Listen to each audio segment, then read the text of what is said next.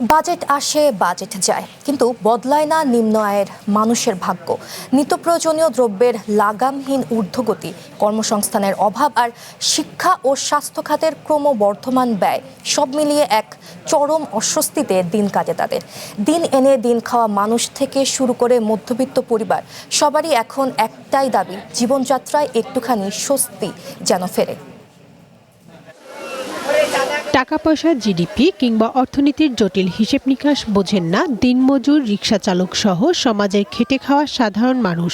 তারা শুধু বোঝেন বছর ঘুরে বাজেট আসা মানেই বাজারের খরচের নতুন খড়গ নেমে আসা।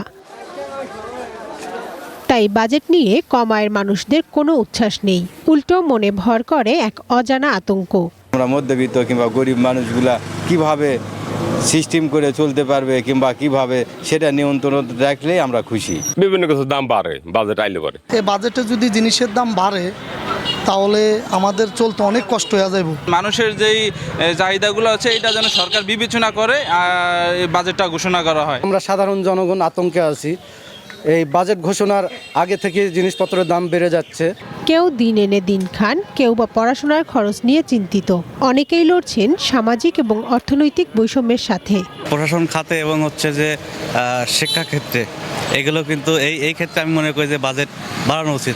নিত্য প্রয়োজনীয় দ্রব্যমূল্যের ঊর্ধ্বগতি নিয়ন্ত্রণ, কর্মসংস্থান, শিক্ষা ও স্বাস্থ্য ব্যয় কমানো, সব মিলিয়ে বিভিন্ন শ্রেণী পেশার মানুষের চাওয়া একটাই, জীবনযাত্রায় স্বস্তি নামক।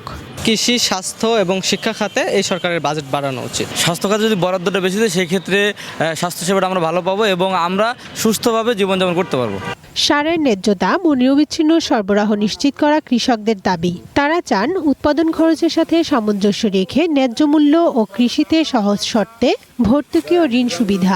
কৃষি বান্ধব যেন বাজেটটা হয়, সাধারণ মানুষ ভালোভাবে থাকতে পারে, এটা চিন্তা ভাবনা করে সব বাজেটগুলো যদি সরকার করে। বিশেষজ্ঞরা বলছেন, দীর্ঘকাল পর ক্ষমতায় আসা নতুন সরকারের যে বাজেট আসছে তা হবে সংকট ও চ্যালেঞ্জে ঘেরা।